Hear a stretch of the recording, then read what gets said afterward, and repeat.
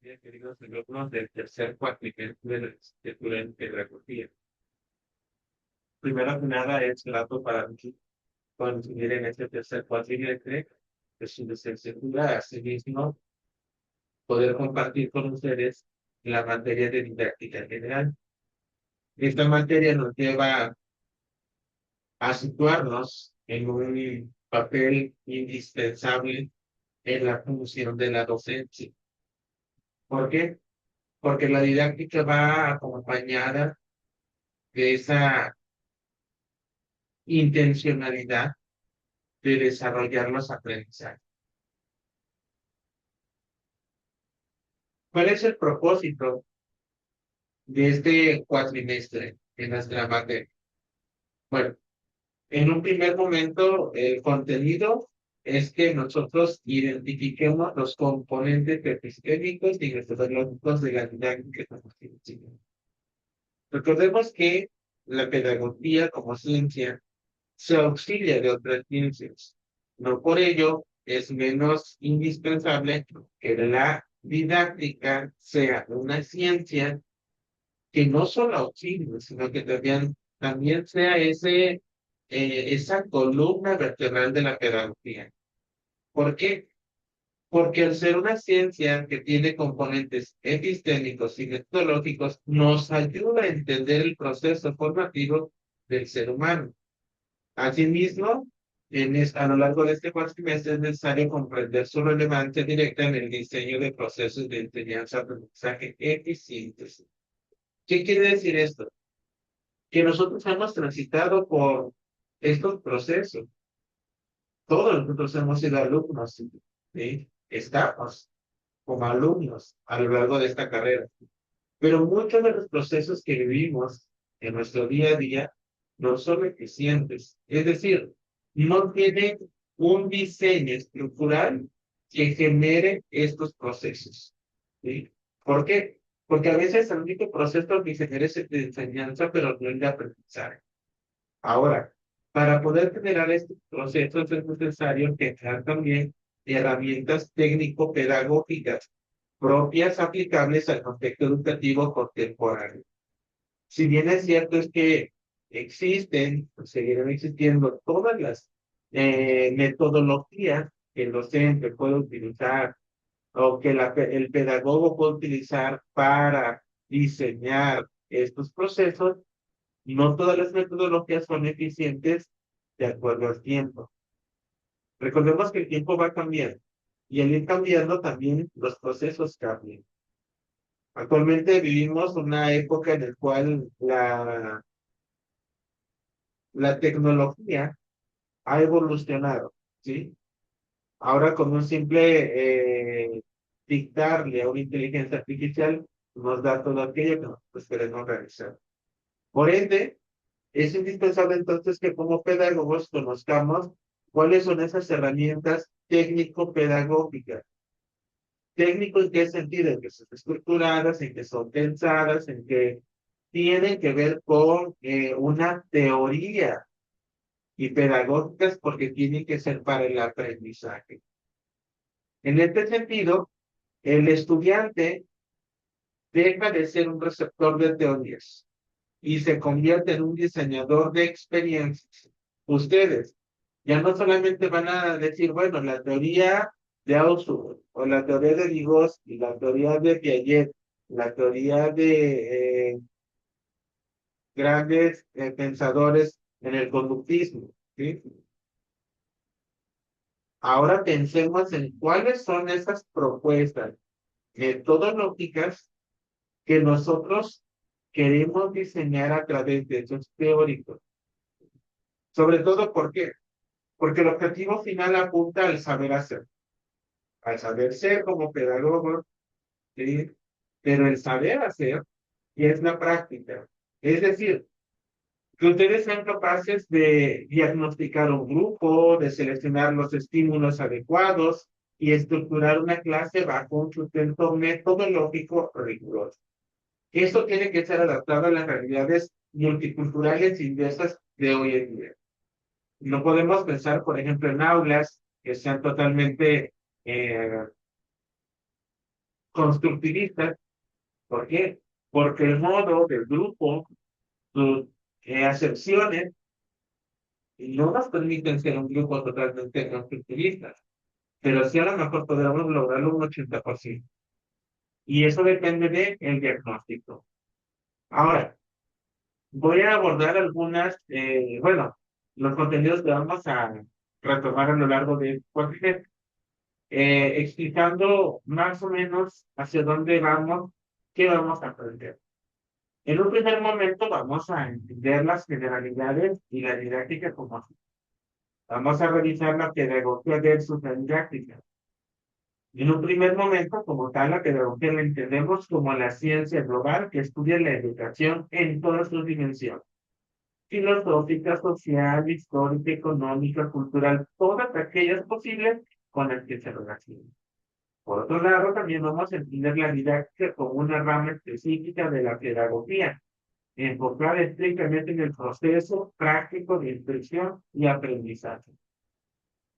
Vamos a revisar el problema didáctico, es decir, cuáles son aquellas respuestas científicas a las preguntas fundamentales. ¿Cómo motivar al alumno? ¿Cómo dosificar un contenido complejo? ¿Cómo integrar la diversidad en el aula? Esas tres preguntas son indispensables, porque a veces pensamos que la motivación son solamente palabras que uno tiende a decir emotivamente a la misma, y eso no es motivación. ¿Cómo dosificar un contenido complejo? Vaya, cuando nos enfrentamos a contenidos, a enseñar, fíjate la palabra, enseñar, muchas veces los alumnos lo tienen como algo receptivo, pero no como un aprendizaje. Y aún más, contenidos complejos, como lo son las matemáticas, ¿sí? Como lo son las ciencias naturales. Y por último, cómo integrar la diversidad en el aula. Recordemos que el aula no es un aula en el cual solo existe un tipo de alumnos, porque hay una diversidad de alumnos. Inclusive, los docentes no todos somos iguales, tenemos ciertas características. Es crucial entonces entender que el estatus epistemológico de la didáctica no es una lista de recetas de cocina para dar clases de vida. Eso también tenemos que entender. No me voy a convertir en payaso de la salud. Al contrario, es una ciencia social con un objetivo de estudio claro, siempre viendo el proceso de enseñanza-aprendizaje, y un cuerpo teórico normativo que busca optimizar la asimilación del conocimiento mediante la investigación y la evidencia. ¿Por qué? Porque entonces, cuando nosotros hablamos de didáctica, pensamos es jugar, bailar, brincar, hacer todo divertido. Queremos como adoptar ese papel que últimamente se ha viralizado en redes sociales, el maestro miel, la maestra miel, porque habla bonito, porque esto, ¿no? Y qué bueno que lo sean así. Pero la didáctica no se enfoca a eso, la didáctica es todo un proceso metodológico pensado que es motivante para el alumno, que lo ayuda a cumplir esos aprendizajes. También revisaremos los elementos del proceso de enseñanza-aprendizaje. Primero, el ecosistema del aula. Es decir, que el aprendizaje no ocurre en el vacío, está condicionado por la interacción dinámica de elementos interdependientes. Fíjense qué gran aportación. El aprendizaje no ocurre en el vacío. Es decir, esos sujetos que están en un aula tratando de aprender algo están condicionados por con quienes interactúan, quienes están en su entorno. Y el entorno no solamente es el aula, la escuela, la comunidad, la familia, los amigos, los grupos de interés. Los objetivos, ¿para qué enseñamos? Es decir, ¿hacia dónde apunta el proceso de aprendizaje? Contenidos que enseñamos, cuáles son los saberes conceptuales, procedimentales y actitudinales. Y aquí tenemos que realizar un alto, porque de acuerdo a lo que nosotros estamos enseñando es cómo vamos a evaluar.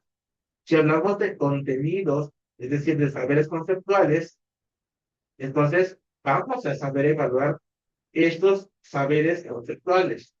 De contenidos procedimentales. ¿Cómo evaluar estos contenidos procedimentales? Por ejemplo, un niño que no asiste a clases. Bueno, ¿y cómo voy a evaluar ese contenido procedimental y actitudinal si no lo tuve en clase, aunque me mandó las tareas? ¿Sí? También vamos a analizar los métodos y técnicas, es decir, cómo enseñamos. Estas tres preguntas engloban el proceso de enseñanza-aprendizaje. ¿Para qué enseñamos? ¿Qué enseñamos? ¿Cómo enseñamos? Y en ese cómo se encierra la estrategia y el camino de prueba. Recuerdo, no todos los maestros enseñamos igual, no todos los alumnos aprenden igual. Por ende, hemos de analizar el concepto del acto didáctico como una red donde si un elemento falla, todo el sistema colapsa. Por ejemplo, un contenido excelente enseñado con un método inadecuado produce deserción o apatía. El estudiante debe aprender a articular estos componentes de manera coherente y equilibrada según el perfil del alumno y el contenido institucional. Y en esto nos ponemos muy claros en aquellos contenidos que hasta el momento se decía, ¿no? ¿Cuáles son esos contenidos, sí? Que a veces son un reto para el docente saber enseñar. Simplemente las tablas de multiplicar. Estamos en una etapa en la cual la metodología ha cambiado y aún en las escuelas seguimos utilizando la memorización. No lo estoy satanizando, porque la memoria es parte fundamental de los procesos de enseñanza-aprendizaje. Pero si solamente dejamos memorizar por memorizar y no le encontramos un sentido, aún más, no lo realizamos de una forma didáctica o con un fin pedagógico, esto se vuelve apático para el alumno. ¿Sí? Muy bien. También vamos a revisar lo que es el aprendizaje significativo con Outlook. Revisaremos el anclaje estructura cognitiva, es decir, el proceso mediante el cual una nueva información se conecta de forma sustancial con un concepto ya existente en la mente del estudiante. Hablamos de conocimientos previos, saberes previos. Factores clave, la disposición del alumno, esa motivación intrínseca, aquello que le hace al alumno querer aprender. Porque si los contenidos y las metodologías no le causan o no le producen al alumno la sensación de querer aprender, entonces, ¿dónde encontramos la motivación intrínseca? También revisaremos sobre el material significativamente lógico y claro. El material que utilicemos para realizar este acto pedagógico de enseñanza-aprendizaje, pues tiene una finalidad, ¿sí? La psicología del desarrollo, es decir, verdaderamente lo que estamos enseñando se adecua a la edad y a la madurez, o estamos muy abajo o muy arriba de lo que estamos enseñando. Porque también aquí vamos a ver la diferencia de edades de los niños que no están en el grado correcto porque hayan reprobado, porque tienen alguna barrera para el aprendizaje, y entonces ahí cambian las condiciones. Pero en un sentido estricto, pues tenemos que revisar entonces si lo que estamos enseñando está a la edad y madurez adecuada de los niños. El resultado, bueno, el resultado del aprendizaje significativo es un conocimiento duradero, transferible a la vida real y con utilidad funcional. Si el conocimiento que se da en las aulas no tiene estas características, no es significativo. Por eso mucho de lo que aprendemos en la escuela y nos preguntamos al día de hoy, o por ejemplo, es que las cosas que aprendieron en el bachillerato, todo eso ¿se acuerdan de química? ¿Se acuerdan de física elemental? ¿Se acuerdan de algunas cuestiones de la lengua? ¿O simplemente fueron conocimientos vacíos que se quedaron en tu mente por un periodo en el cual tenían que presentar exámenes y después de eso no sé nada? ¿Por qué? Porque los aprendizajes significativos los utilizamos en la vida real, son funcionales, ¿sí? Ahora, es indispensable desafiar la noción de que explicar bien es suficiente. Para que haya un aprendizaje significativo, el profesor debe actuar con un buen. Debemos enseñar a los alumnos a diagnosticar qué saben ya sus futuros estudiantes antes de lanzar contenidos nuevos garantizando que el nuevo saber adquiera un significado real y personal. ¿Bien? Entonces, ustedes, fíjense bien aquí, nos plantea una situación, el contenido, sobre todo en esta parte del temario. Garantizar que el nuevo saber se adquiera con un significado real y personal. Aprendizaje no significativo. ¿Qué es esto? Hablaremos sobre el modelo memorístico y mecánico, que no está fuera de nuestra realidad, que tiene cierta validez, ¿sí? Que no es del todo punitivo, algo que no se puede utilizar. Pero recordemos que la retención de datos de forma aislada, lineal y arbitraria, sin conexión con la realidad del alumno, pues no es significativo para ello. Esto que en algún momento de nuestra vida hicimos, aprender las cosas de machetita, ¿sí? ¿Cuáles son las consecuencias didácticas? Primero tenemos una curva del olvido acelerado. El efecto estudiar para pasar el examen. Para hacer el examen, presentar el examen, se me olvidó todo. Hay una función pasiva y receptiva del estudiante, hay una falta de transferencia práctica del conocimiento. Por ende, entonces tenemos el error enciclopédico. ¿Qué quiere decir esto? Realizar la cantidad de información sobre la calidad de la comprensión. Son muchos datos que necesitamos que memoricen los alumnos y todos esos datos son comprensibles para ellos. Hemos de observar el siguiente contraejemplo crítico. Analizar cómo las prácticas conductistas extremas y la memorización vacía satura la memoria de trabajo del alumno sin crear esquemas de pensamiento crítico. El objetivo es concientizar sobre el peligro de medir el éxito educativo únicamente a través de exámenes de opción múltiple repetitivos. Y que bueno, la misma Secretaría de Educación nos dice, tienen que ser más constructivistas, más humanistas, más esto, pero desgraciadamente pues tenemos aún seguimos con las evaluaciones en las cuales miden solamente el conocimiento, no el trabajo que hicieron en el aula, no el proceso de cómo adquirieron el conocimiento. Y por ende, entonces, la evaluación no es uniforme, ¿sí? La evaluación entonces es dispareja para los alumnos. ¿Por qué? Porque no todos tienen las condiciones de aprender de forma igual. Vamos a revisar también la cuestión axiológica y sentido humano en la didáctica.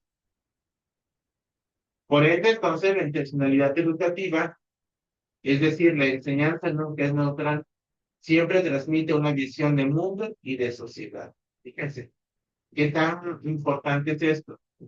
Si lo que enseñamos tiene intención, si tiene intención, entonces no va a ser neutral, va a tener una visión de mundo, de sociedad, va a tener horizonte, va a tener una aplicabilidad. También hablamos acerca de los horizontes de valores, es decir, la formación de la dignidad humana mediante el desarrollo mutuo de valores estéticos, morales, cívicos y sociales en el aula. Y en eso vamos a revisar entonces lo que actualmente se nos pide a los docentes en las cuestiones del plan de estudios. ¿Por qué? Porque sí lo hay. ¿Cuáles son los valores que promueve cada plan de estudios? El aula y los programas sociales. Fomento de la empatía, la justicia, la equidad y respeto a través del clima del aprendizaje. Que aunque pareciera que son los valores morales, pero es una red que nos ayuda a nosotros, como docentes y alumnos, a fomentar un tejido social más sano para ellos y para la sociedad. Así construimos también la sociedad. Rescatar el enfoque humanista de la pedagogía. Y en este enfoque humanista, bueno, pues tenemos algunos autores latinoamericanos que son muy humanistas y que nos van a ayudar a entender entonces cómo le damos sentido humano a la didáctica. Enseñar no es solo un proceso técnico de transferencia cognitiva, es un acto ético. Discutir cómo el diseño didáctico y el comportamiento del docente influyen directamente en la construcción del carácter y los valores del alumno, promoviendo ciudadanos conscientes y responsables. En esto quiero hacer un énfasis. La construcción del carácter no solamente es la conducta, porque a veces eh, lo interpretamos de esa manera. nuestra conducta solamente. La construcción del carácter tiene que ver con valores estéticos, morales, cívicos y sociales que tiene el alumno para tener ese sentido humano con nosotros.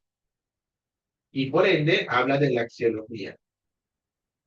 También revisaremos las metodologías de trabajo en el aula, es decir, el trabajo autodidacta, aquellas técnicas para fomentar la autonomía, la investigación independiente y el aprender a aprender. Recordemos que cuando nosotros transitamos por el camino de la zona de desarrollo próximo propuesto por Vygotsky, habla acerca de los niveles de aprendizaje o zona de los alumnos. Entre ellos encontramos la zona real. Pero si nosotros queremos que el alumno sea autodidacta, que el alumno trabaje por sí solo, pues entonces, ¿qué es lo que comentamos con ellos para que sean o tengan esas características? También hemos de revisar acerca de la clase interactiva y dialógica. ¿Por qué? Porque a veces pensamos que como docente, pues solamente nosotros somos los que hemos de decir la clase, los que hemos de interactuar, y no. En realidad, nosotros conducimos la sesión clase, pero si en la sesión clase es una oportunidad para que ellos realicen este ejercicio de debate, de colaboración, de comprensión, de análisis, aportar ideas, construir el conocimiento a través de la dialéctica, pues hay que ponerlo en práctica. ¿Por qué? Porque solamente así aprenden mejor los alumnos, cuando entre ellos se estudian. También realizaremos acerca de los recursos estructurados, es decir, el diseño e implementación de guías de estudio, fichas de trabajo autónomo y bitácoras de aprendizaje. ¿Por qué? Las guías de estudio a veces son muy satanizadas, pero son parte de estas metodologías. Las fichas de trabajo autónomo que permiten al alumno reconstruir su aprendizaje y aquellas bitácoras. Por eso es que llevan un cuaderno. Todos tenemos un cuaderno. El cuaderno tiene una finalidad. No es escribir por escribir. Es desarrollar ciertas habilidades para generar estas bitácoras de aprendizaje. Porque en algún momento necesitamos consultar nuestros apuntes. Y es indispensable entonces analizar la transición del rol docente, de ser el proveedor absoluto de información a convertirse en un diseñador de entornos de aprendizaje. Seleccionar qué metodología utiliza dependiendo de los objetivos de la clase, combinando la guía directa del profesor con momentos de alta autonomía del estudiante. Y ahí entonces donde no es realizar lo tradicional, el maestro explicó, hagan este ejercicio, el maestro se sienta y revisa. No, el maestro comparte la información y esta información es utilizada por los alumnos para generar diálogo. Y a partir de ese diálogo empieza el trabajo autónomo que tiene que ser guiado y revisado por el profesor. Pero no es por dejarlos ahí o dictarles 20 problemas y hay que se pongan a revisar y que utilicen las 2 o 3 horas de clase. No, todo tiene una intención. Revisaremos también la estructura e instrumentación didáctica. ¿Qué quiere decir esto? Bueno, sobre la planeación didáctica. Las fases de apertura, es decir, la reactivación de conocimientos previos en el cuadro del tema del día, motivación e introducción del reto cognitivo. En la fase de desarrollo, la interacción directa con el contenido, ejecución de actividades individuales o colaborativas y mediación docente. Fases de cierre, síntesis de conocimiento, conclusiones compartidas, evaluación informativa y metacognición. En esto, nosotros estaremos utilizando en parte de nuestro proyecto, que son los ejercicios de secuencias didácticas. Generar nuestras secuencias didácticas, pero también ponerlas en práctica en algún momento de la lección. Y también los feedback continuos, es decir, los ajustes en tiempo real sobre el proceso de aprendizaje. Esta pues es la columna vertebral de la planeación didáctica. Se desmitifica la improvisación en el aula. Analizar a fondo el ritmo y la gestión del tiempo pedagógico, demostrando que una clase sin estructura genera dispersión y ansiedad. mientras con una secuencia bien instrumentada garantiza el foco atencional del estudiante. Entonces ahí revisamos cuando el maestro verdaderamente tiene la intención de enseñar, pues hay una estructura, pero cuando no es aquel que dice, ¿dónde nos quedamos? ¿Qué sigue? ¿Qué vamos a hacer el día de hoy? ¿Sí? Eso es improvisar en el aula, que no es malo. Puede improvisar uno o dos veces, pero siempre no es lo correcto. No es lo. Y por último, la mediación y recursos didácticos, es decir, mediación tecnológica digital, el uso crítico de videotutoriales, plataformas interactivas, software de gamificación e investigación dirigida en entornos digitales de confianza, así como material tradicional y sensorial. Recordemos el valor pedagógico franelógrafo, los juegos de rol, de roleplay, cantos didácticos, material concreto y dinámicas grupales corporales. Por ende, en este apartado, pues vamos a analizar la pertinencia del recurso. No todos los recursos que son didácticos, aquí vamos a hacer la observación. Entre recurso didáctico, juego didáctico, ¿sí? Material didáctico, todo esto encierra la didáctica. ¿Sí? Entonces, ningún material es bueno por el simple hecho de ser moderno o tecnológico, ni malo por ser suficiente. El criterio de selección de un recurso didáctico debe ser siempre su capacidad para facilitar el anclaje del contenido y responder a los diferentes estilos de aprendizaje, que son visual, auditivo, kinestésico o del grupo. Y aquí también hay un común, pues cierto debate, ¿no? Entre si verdaderamente los alumnos solamente son visuales, auditivos, kinestésicos. Hay que revisar las posturas teóricas, pero también hay que revisar todo aquello que está en nuestra aula. ¿Sí? Ahora me voy a permitir compartir con ustedes el temario que también ya se encuentra en su plataforma. Esta presentación que acabo de realizar, pues es la introducción a cada una de estas 9 unidades del cuatrimestre.